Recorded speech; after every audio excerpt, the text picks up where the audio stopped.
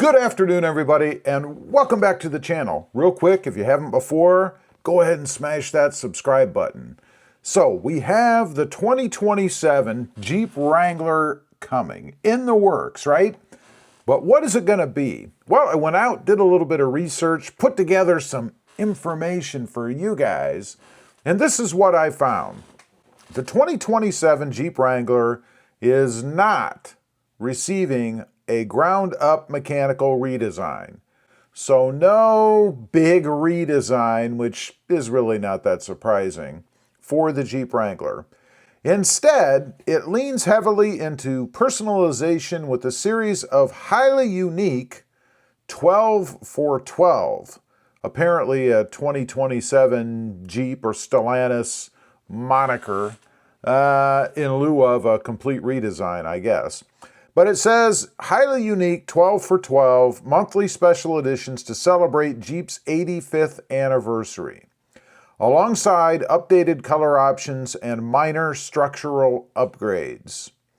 Rather than offering static traditional packages, Jeep is keeping the current JL generation fresh by dropping a different limited run special edition every month.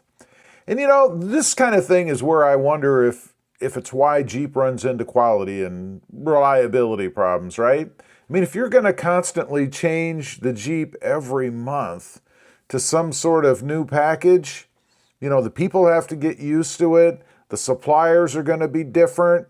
Could this be the year, the bad year for Jeep because they're doing this? So, ironically, celebrating their 85th anniversary, I guess, by putting out inferior products? I hope not.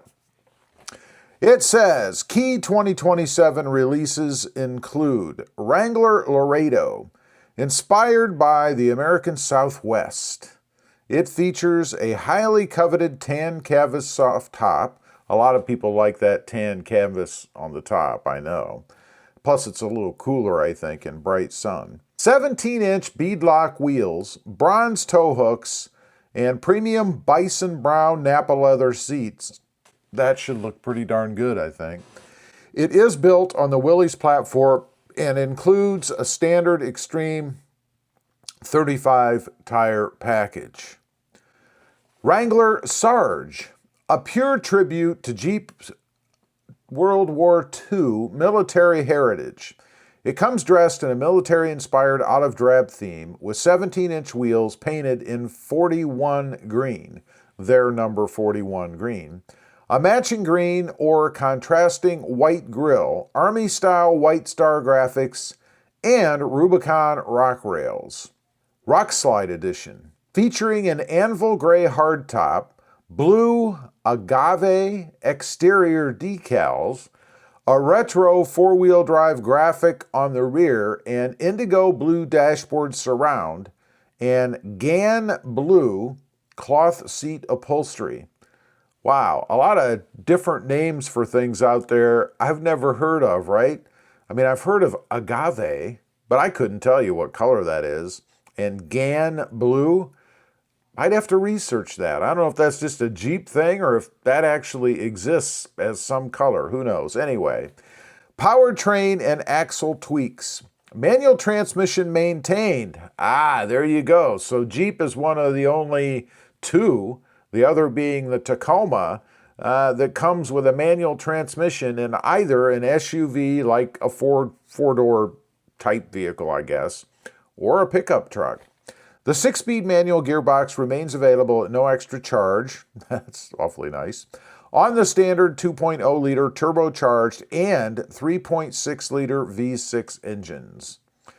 Wrangler 392 axle upgrade. The high-performance V8 Wrangler 392 adds a Dana M235 X-Wide full-float rear axle into its order guide configurations. Gladiator 4xe cancellation. While previously anticipated, Stellantis canceled plans to bring the Wrangler's 4xe plug-in hybrid powertrain to the Gladiator pickup for the 2027 model year. So we've got apparently no 4xe Gladiator, and I'm not surprised because I don't believe the 4xe has been doing well in the Wrangler four-door platform or two-door platform anyway, so I'm not really surprised at that. Next up, the color lineup. Jeep always does a great job with colors, right? All kinds of different colors and things. So what do we have? Let's run through here. This is kind of a neat graphic, right? It shows you all the different colors and things. But let's start on the left. It says here, Silver Zenith, which really looks just like a normal silver to me. Sarge Green, I kind of dig that. Rain, which I would call purple. Hydro Blue, a very nice color, I think. High Velocity, kind of a yellow. Crystal Granite, or Granite Crystal, more so like a gray. Firecracker Red, I do dig that. Earl, kind of a bluish gray. Sting Gray, which is a pretty nice color, I think. Bright White and Black for the traditional colors, I suppose. Now, you can see here we've got green. I forget what they call this. Mojito? Is this mojito?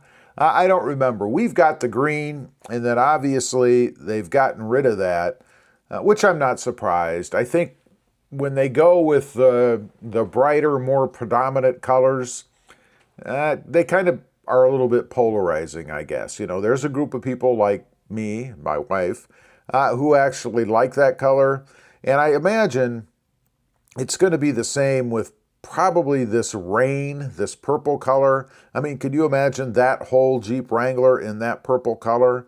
And also High Velocity, the yellow. I think those are going to be probably a couple of trendy colors.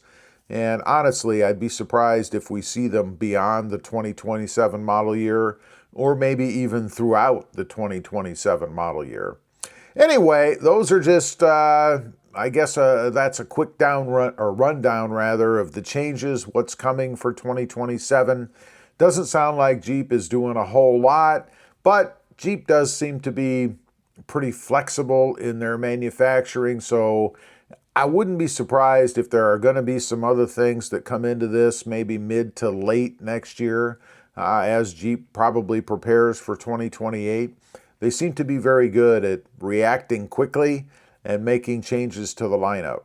Leave a comment. Let me know. Any of these things do it for you? Going to make you run out and pony up the probably $50,000 to $70,000 for a brand new Jeep Wrangler because of these changes? I'd be curious to know. Thanks for watching. Stay safe out there. Bye.